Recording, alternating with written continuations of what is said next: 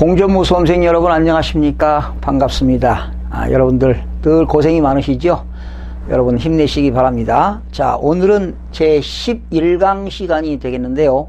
오늘은 등록면허세를 학습하도록 하겠습니다. 자, 오늘 제 11강 시간입니다.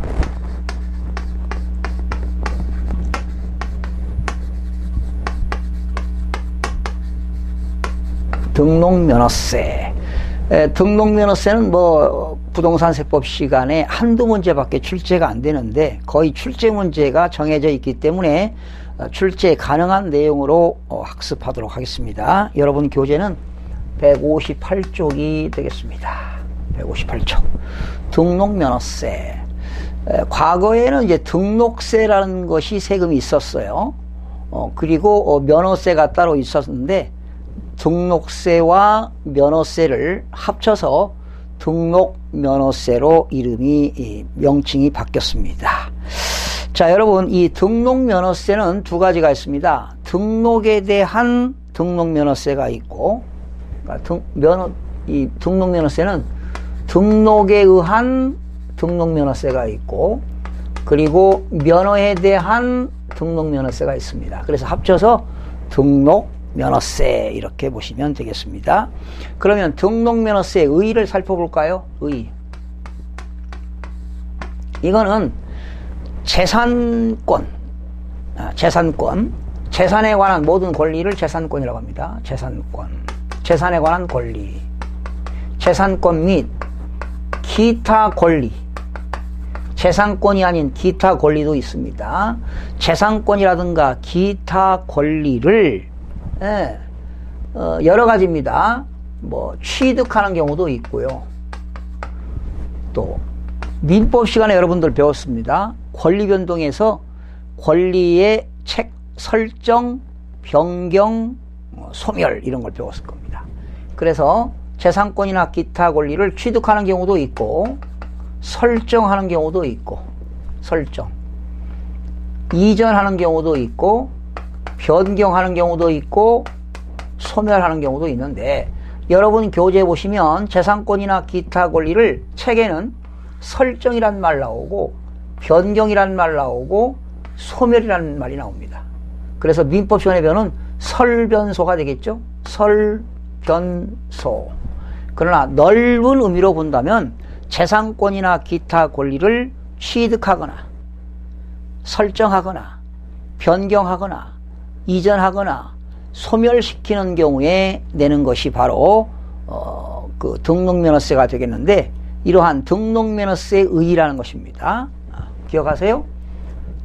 재산권이나 기타 권리를 일반적으로 책에 보면 설정하거나 변경하거나 소멸시킬 때 관련된 조세다. 거기 보면 설정, 변경, 소멸에 관한 사항을 세 가지만 나왔죠. 그러나 넓은 의미로 본다면 취득도 됩니다.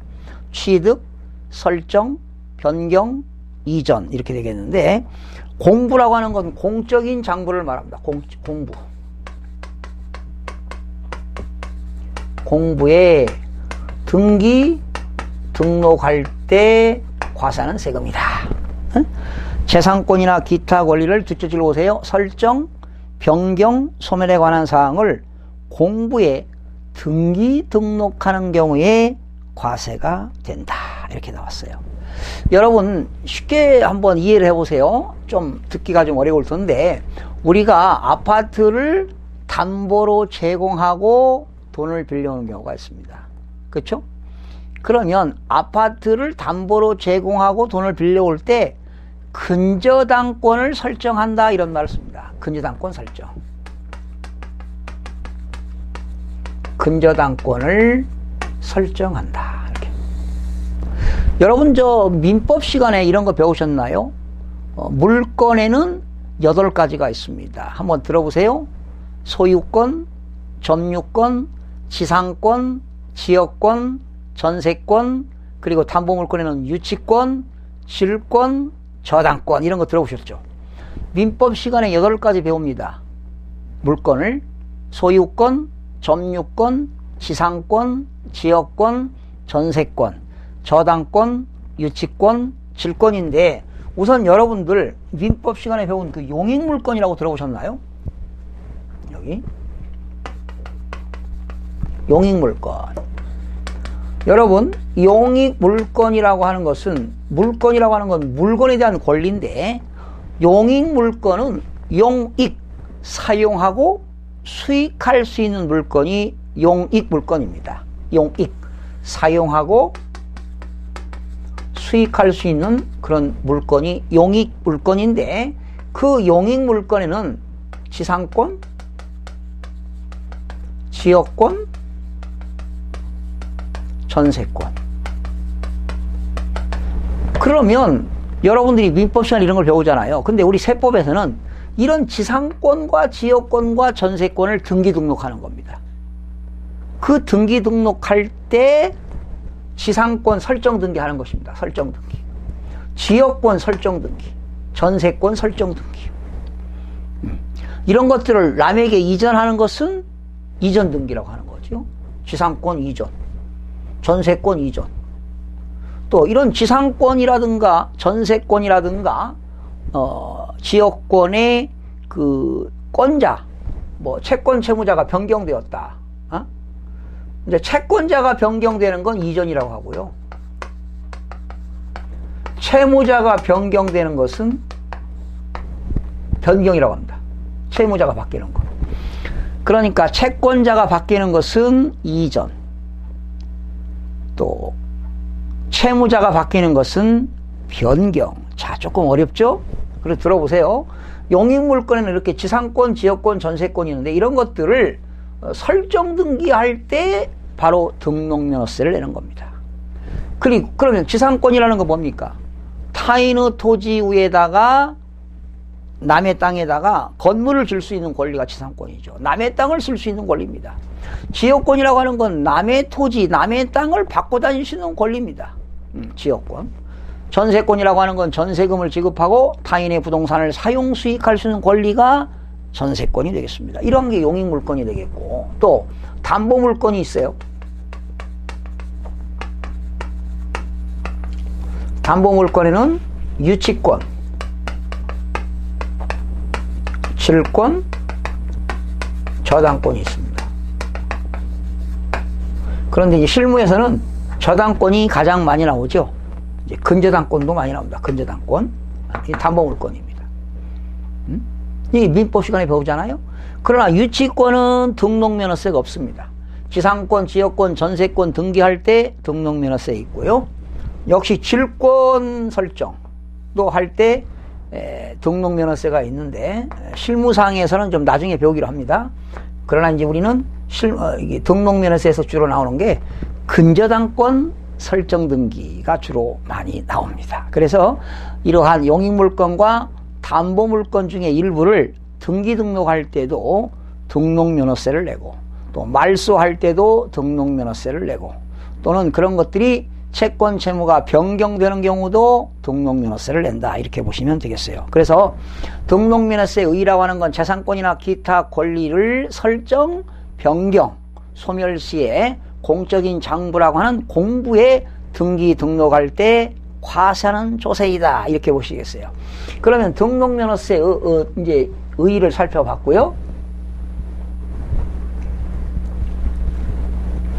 자, 여러분 그 교재 보시면 등록면허세의 특징이 나옵니다.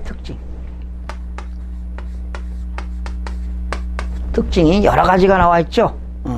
거기 한 9가지가 나왔는데, 등록면허세는 누가 내는 거냐?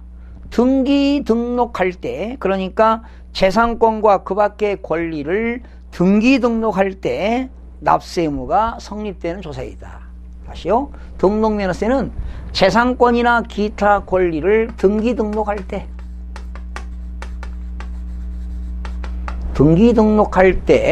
과세 요건이 충족되는 경우에 납부하는 세금이다. 또 등록면허세의 과세 주체는 과세권자가 누구냐 하는 것이죠. 과세권자가 누구냐? 도하고 굿세가 됩니다. 도세와 굿세입니다. 도세이면서 굿세다. 여기서 구라고 하는 건 특별시와 광역시의 구가 되겠죠. 과세 주체는 도세이면서 굿세이다. 취득세의 과세주체는 특별시, 광역시, 도가 되겠죠. 그러나 등록면허세의 과세주체는 도세와 구세이다. 그리고 뭐 이 등록면허세는 지방세이다. 그렇죠? 또 등록면허세는 일반 경비에 충당하는 조세이기 때문에 보통세가 됩니다. 보통세가 된다. 뭐 이 정도. 등록면허세는요, 등기 등록할 때 과세하는 세금이기 때문에 유통세이다. 등기 등록할 때 과세하는 행위세이다. 등록세이면서 행위세이다. 또 등록면허세는 능력에 따라서 과세하기 때문에 응능과세라고 합니다. 응능. 그러니까 등기 등록 물건이 금액이 크면 클수록 세금 부담이 커지니까 응능과세다. 응능과세. 이 응능이라고 하는 건 조세 부담 능력에 따라서 조세 부담 능력에 따라서 과세하는 응능과세이다. 또 등록면허세는 취득세와 마찬가지로 이런 것들이 물건에 대한 등기 등록할 때 내는 거기 때문에 물세입니다. 물세. 물체 중심으로 과세한다. 물세다 이 말이에요. 물세다. 뭐 이런 것들이 되겠고요. 그 다음에 네 번째 보니까 등록면허세의 과세표준은요. 이따가 과세표준 공부할 텐데 가액으로 표시하는 종가세도 있고요. 그리고 수량과 중량과 용적과 건수, 한 건이냐 두 건이냐 이렇게 하는 종량세도 있습니다. 종량세. 한 건당 세금 매긴다. 이렇게. 건수로 매기는 것이 종량세가 되겠습니다. 그래서 등록면허세 과표는 종가세이면서 종량세도 들어간다. 이렇게 보시면 되겠고요. 자, 그 다음에 등록면허세는 여러분 취득세는 취득일로부터 60일 이내에 신고 납부하도록 되어 있죠. 그러나 등록면허세는 등기 등록하기 전까지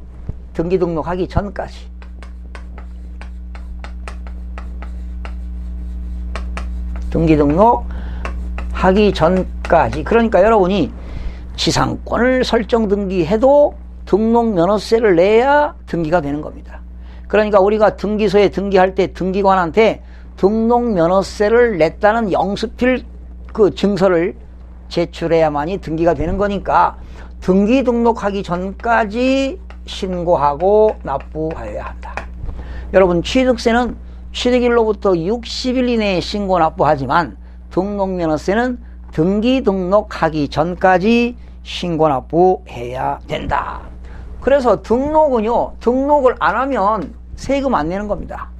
등기 등록하려면 무조건 세금 내야 되니까 과세관청에 등기 등록할 때 세금 내야 되기 때문에 이거는 형식주의 과세입니다.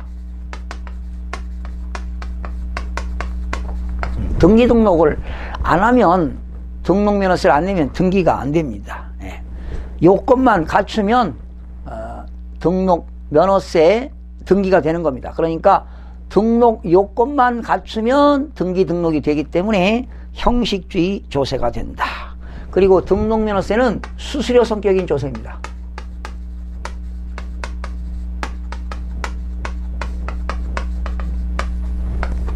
등록면허세는 수수료 성격을 띤 조세이다. 그리고 등록면허세는요, 소액징수 면제제도가 없습니다. 소액징수 면제제도가 없다.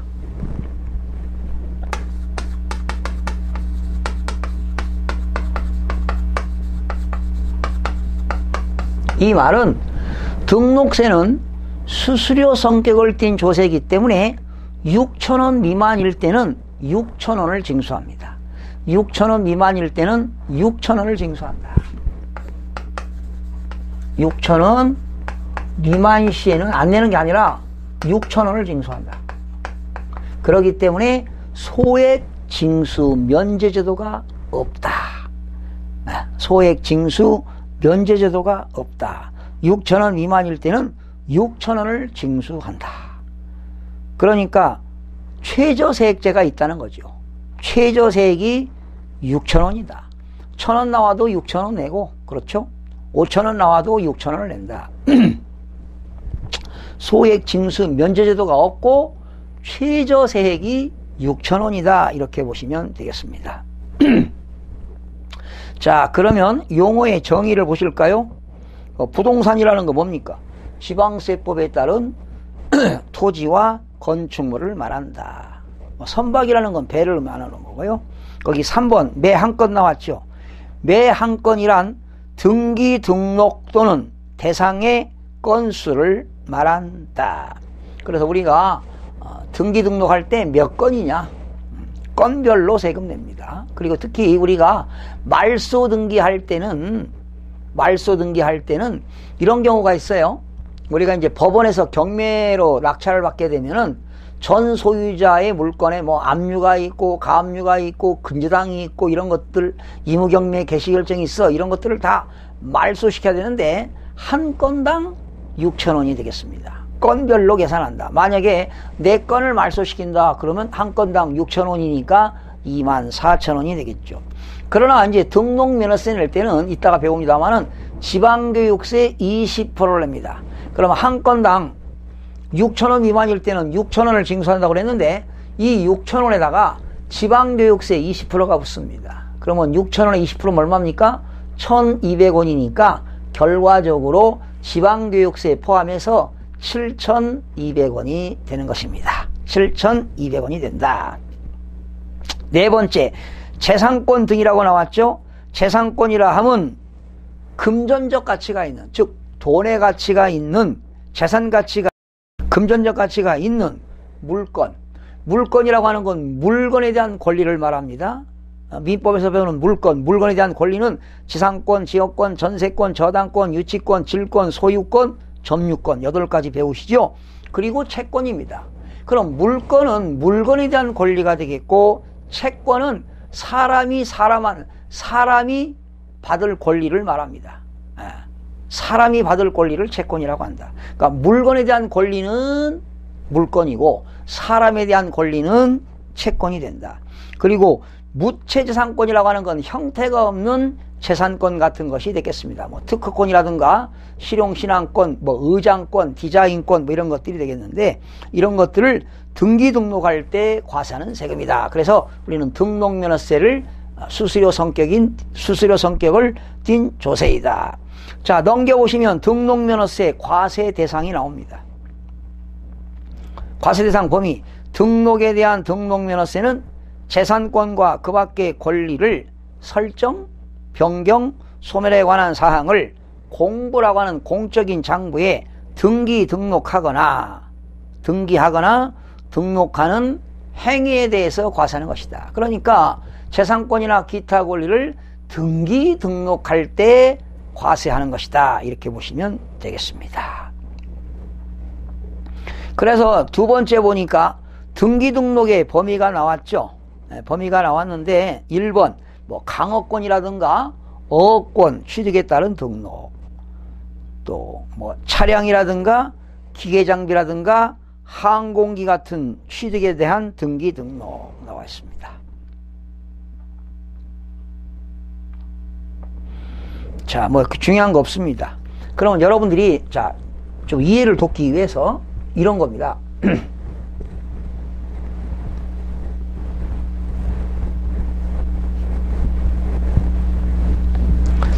근저당권을 한번 해보겠습니다. 가장 실무적으로 시험에 잘 나오고 근저당권.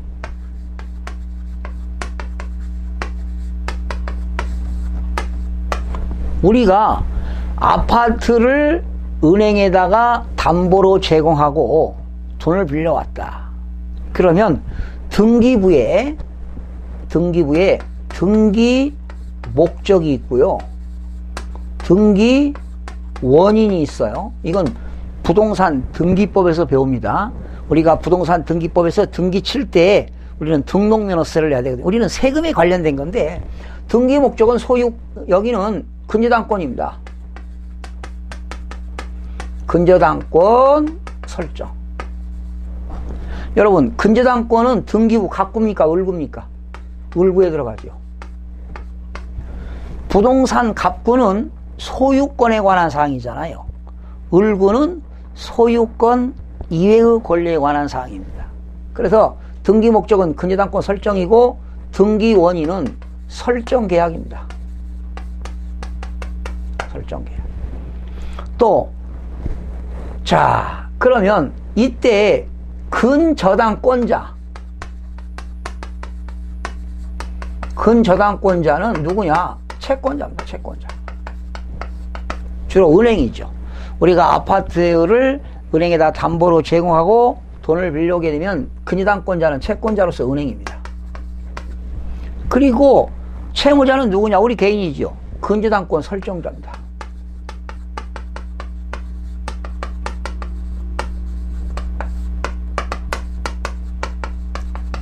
채무자. 그러나 근저당권을 설정할 때 납세 의무자는 누구냐? 근저당권자입니다. 근저당권자가 등록면허세 납세 의무자가 된다라는 겁니다. 근저당권 설정자는 어떻게 돼요? 채무자가 되는 겁니다. 그 다음에 근저당권 이전. 근저당권 이전은 채권자가 바뀌는 겁니다. 채권자가 바뀌는 거. 근저당권 변경은 채무자가 바뀌는 겁니다. 그리고 등기 원인은 좀 복잡한데 나중에 시험에는 안 나오니까 실무적으로 나중에 공부합니다. 그러니까 근저당권 설정은 이제 채무자가 되겠고, 이전은 채권자가 바뀌는 거. 근저당권 변경은 채무자가 바뀌는 거고. 근저당권 소멸.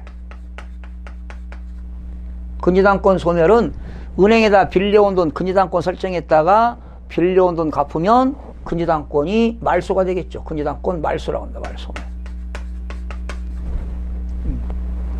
근저당권 설정, 근저당권 이전, 근저당권 변경, 근저당권 말소. 그리고 등기 원인은 뭐가 될까요? 빌려온 돈 갚았다. 해지가 되는 겁니다. 근저당권이 말소되었다. 그러면 등기 원인은 뭐가 된다고요? 해지가 되는 거예요. 해지. 자, 그러면 여러분 161쪽에 납세 의무자가 나옵니다. 등록면허세 납세 의무자는 등기 등록을 받는 자 이렇게 되겠습니다. 거기 보세요. 등기 등록하는 자, 재산권과 그 밖의 권리를 설정, 변경 또는 소멸에 관한 사항을 공부해 등기 등록을 하는 경우에 등록을 하는 자에게 부과한다. 그렇죠?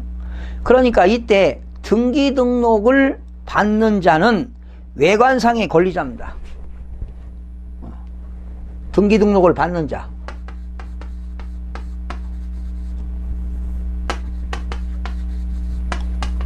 등기 등록을 받는 자는 외관상의 권리자입니다.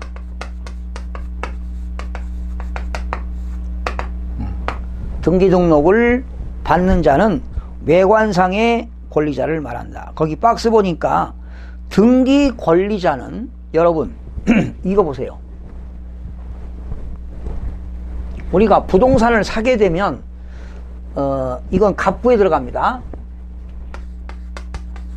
갑구는 소유권에 관한 사항이거든요. 그러면 등기 목적이 있고 등기 원인이 있는데 우리가 부동산을 사게 되면 등기 목적은 뭡니까? 소유권 이전이에요. 그렇죠? 그리고 등기 원인은 뭐가 될까요? 매매가 되겠죠. 매매. 그러면 매매하게 되면 여기는 누가 있나요? 매도인이 있고 매수인이 있겠죠. 등기 권리자는 누굴까요? 이 매수인은 등기 권리자입니다. 등기 권리자는 재산이 그만큼 증가되겠죠. 매도인은 등기 의무자입니다. 이 매도인은 재산상의 권리가 어떻게 돼요? 감소되고 매수인은 재산상의 권리가 증가가 되겠죠. 그런 이야기입니다. 거기 박스 보니까 등기 권리자는 매수인이니까 매수인은 재산상의 권리가 어떻게 돼요? 증대됩니다. 매도인은 등기 의무자로서 재산상의 권리가 어떻게 돼요? 감축되는 자, 줄어듭니다. 그리고 거기 등록 원인과 등기 권리자가 있는데 지상권 타인의 토지를 타인의 토지 위에 건물이라든가 기타 구축물을 질 수 있는 권리가 지상권인데 지상권 설정 등기는 등기 권리자가 누구냐? 지상권자입니다. 지상권자. 전세권 설정 등기는 누굴까? 전세권자입니다. 지상권 설정 등기는 누굽니까? 지상권자입니다. 지상권자. 지역권 설정 등기는 누굽니까? 지역권자입니다. 여러분, 지역권자라는 것은 지역권은 요역지 소유자라고 합니다. 요역지라고 하는 것은 편익을 제공받는 땅을 요역지라고 하는데 요역지 소유자입니다. 임차권 설정 등기는 임차권자입니다. 여러분, 임차권 여기 자, 여러분들이 세입자인데 집주인이 임대차 계약을 2년 맺었는데 보증금을 임대차 계약 기간이 지났는데도 임대인이 보증금을 주지 않습니다. 그러면 이사 가면 안 돼요. 대항력이 상실되잖아요. 그러면 계약 기간이 만료되었는데 집주인이 보증금을 돌려주지 않으면 법적인 조치를 취해야 됩니다. 여러분들이 법원에 가가지고 주택 임차권 등기를 신청해야 돼요. 그 등기 목적은 뭐냐? 주택 임차권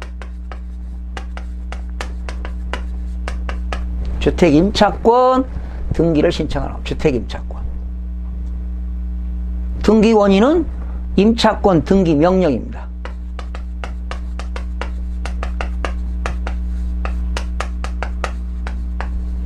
그러니까 만약에 점포다 그러면 점포 임차권, 주택이면 주택 임차권을 설정하는 겁니다. 주택 임차권 설정.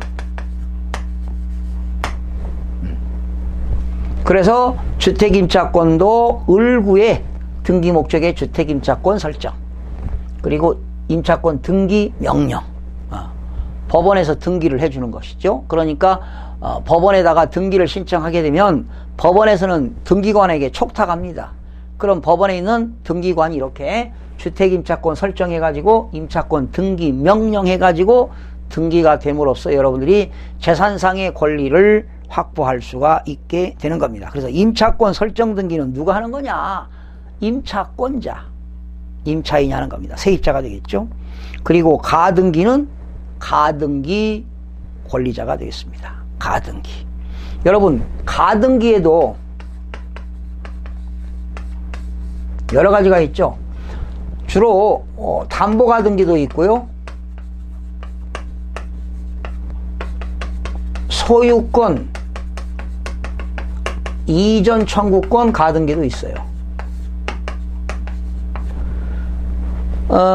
가등기는 갑부에 들어갑니다.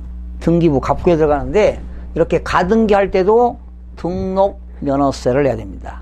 그런데 이 담보 가등기는 이제 그냥 원래는 여러분들 이론상에 그냥 가등기로 배우는데, 가등기는 담보 가등기가 있는데 이 담보 가등기는 근저당권하고 사촌지간입니다.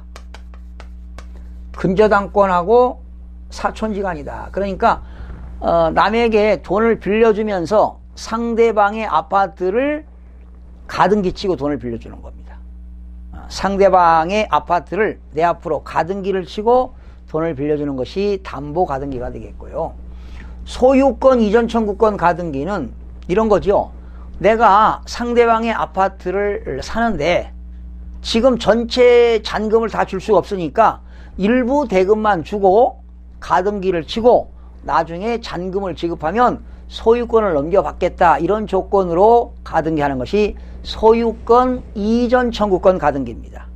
그러니까 가등기 쳤다가 내가 잔금을 주게 되면 이제 그 본등기하는 것이죠. 소유권 이전 등기하는 것이죠. 그러니까 소유권 이전 등기할 때 가등기를 하는 겁니다. 그래서 가등기는 담보가등기가 있고 소유권 이전 청구권 가등기가 있다. 그래서 그러나 이렇게 주로 등기부 갑부에는 그냥 가등기라고만 나오는데 가등기할 때는 원래 과표가 이제 부동산 가액이 되겠는데 이따가 따로 공부를 하도록 하겠습니다. 그래서 이렇게 가등기도 등기할 때 등록면허세를 내야 된다 이렇게 보시면 되겠고요. 넘겨보시면 금융기관의 근저당권 설정 시 등록면허세 납세 의무자 누굽니까? 당연히 은행에서 돈 빌려올 때는 근저당권 설정자는 우리 개인 채무자가 되겠고 납세 의무자는 누구냐? 근저당권자입니다. 채권자, 금융기관이 되겠습니다. 자, 2번에 채권자 대의등기라고 나옵니다. 별표시 하시고요. 채권자 대의등기.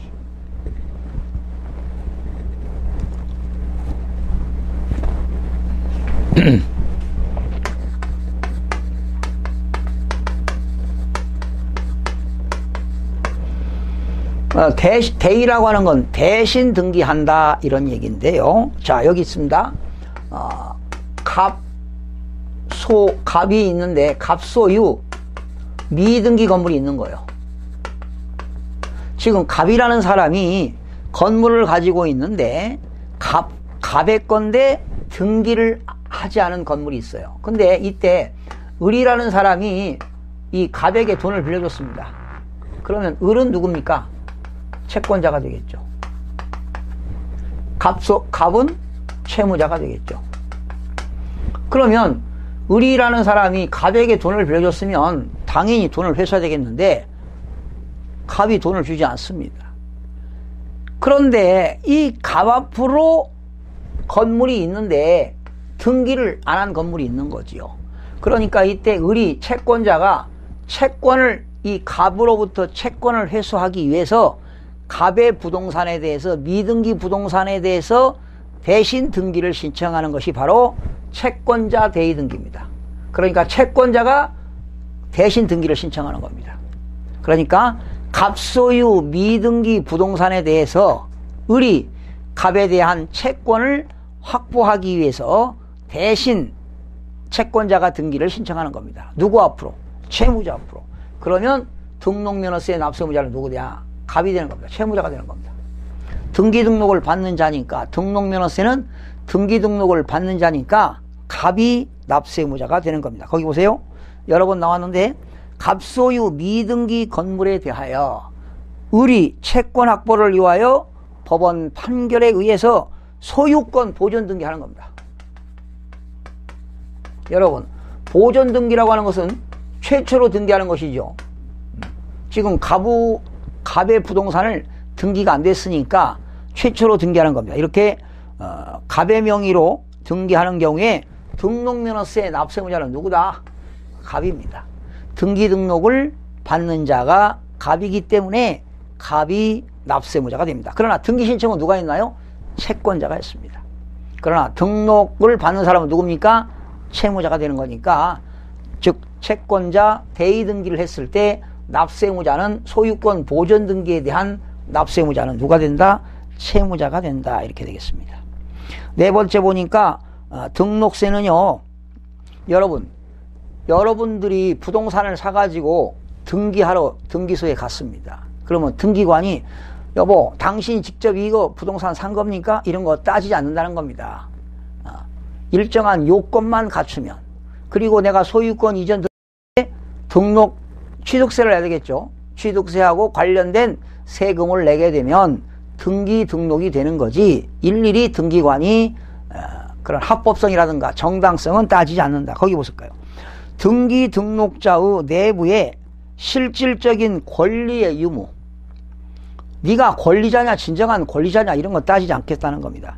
정당성이라든가 합법성 여부는 따지지 않고 외형적으로 정당한 절차에 의해서 등기 등록 요건만 갖추면 등록이 되는 거지, 등기관이 뭐 정당성이 있느냐, 이걸 합법적으로 샀느냐 이런 건 따지지 않는다는 겁니다.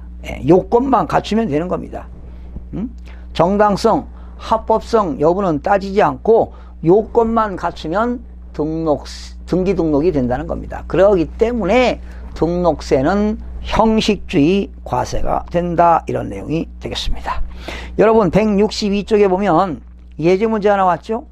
아주 쉬워요. 갑이 은행에서 1,000만 원을 융자받기 위하여 을 소유 부동산을 담보로 제공하였다. 이때 을은 누굽니까? 근저당권 설정자가 되겠죠. 은행은 누굽니까? 근저당권자, 채권자가 되겠죠. 이때 저당권 설정 등기할 때 등록세 납세무자는 누굽니까? 근저당권자, 채권자, 즉 은행이 되니까 정답은 3번이 되겠습니다. 자, 4절로 넘어갑니다. 등록면허세에 대한 과세 표준입니다. 자, 등록면허세 과세 표준.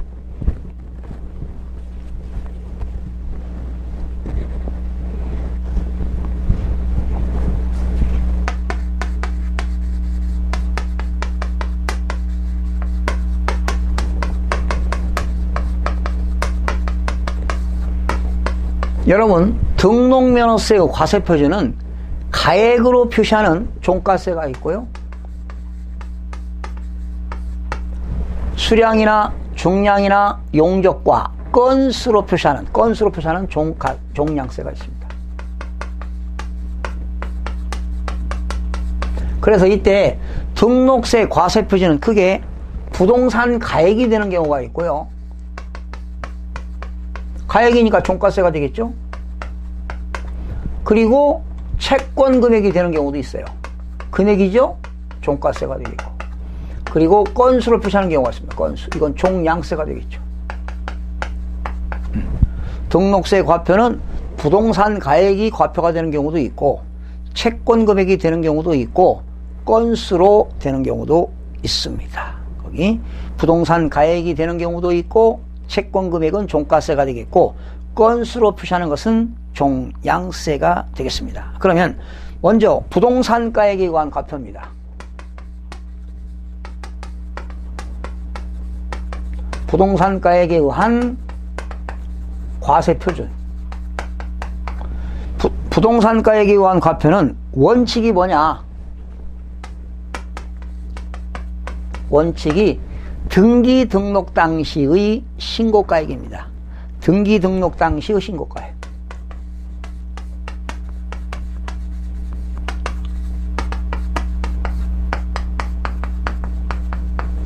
등기 등록 당시의 신고가액이 되겠습니다. 외외는 시가표준액입니다.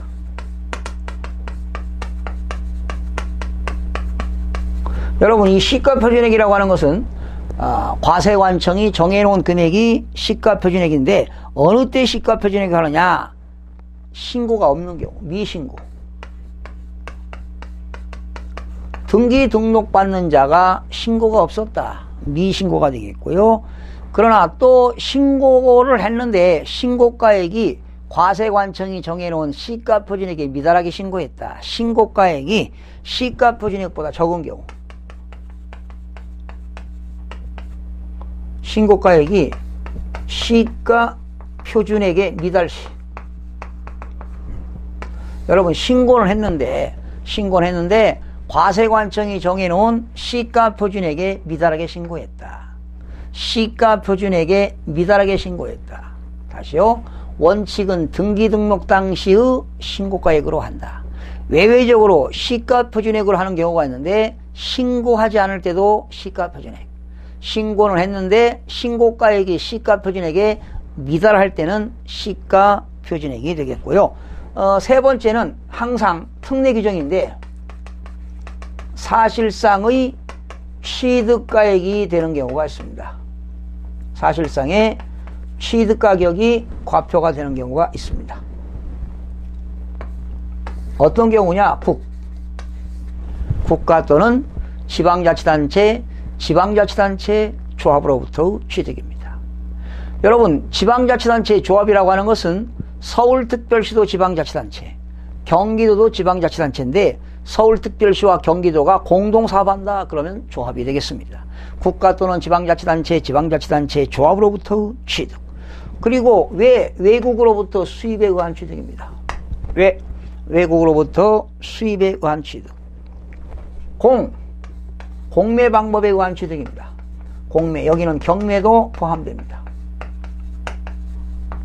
한국자산관리공사를 통해서 공매 방법에 의한 취득도 사실상의 취득 가격이 되겠습니다.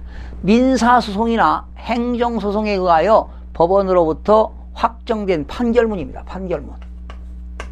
판결문에 의하여 입증되는 취득. 거기 나왔죠? 판결문에 의하여 취득 가격이 입증되는 취득. 민사소송이나 행정소송에 의하여 확정된 판결문이 되겠습니다. 법원으로부터 판결에 의하여 입증되는 취득. 그리고 법인장부에 의하여 입증되는 취득입니다. 여러분, 법인들은요, 부동산 등을 여러 가지 사게 되면 법인의 그 장부가 있을 거 아니에요.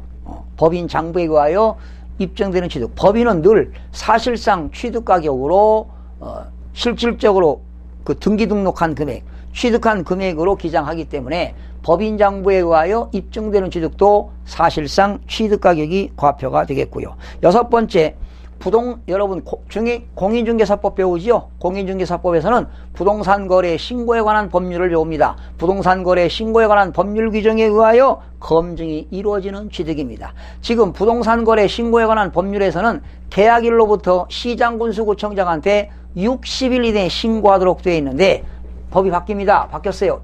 이제 2월 21일부터는 30일 이내입니다. 30일 이내. 2020년 2월 21일부터는 부동산 거래 신고에 관한 법률 규정에 의하여 계약일로부터 60일 아니라 30일 이내에 신고하도록 되어 있는데, 그런 검증으로 신고 금액이 검증이 이루어지는 취득입니다. 부동산 거래 신고에 관한 법률에 의하여 검증이 이루어지는 취득도 사실상 취득 가격이 과표가 되겠습니다. 자, 다시 합니다.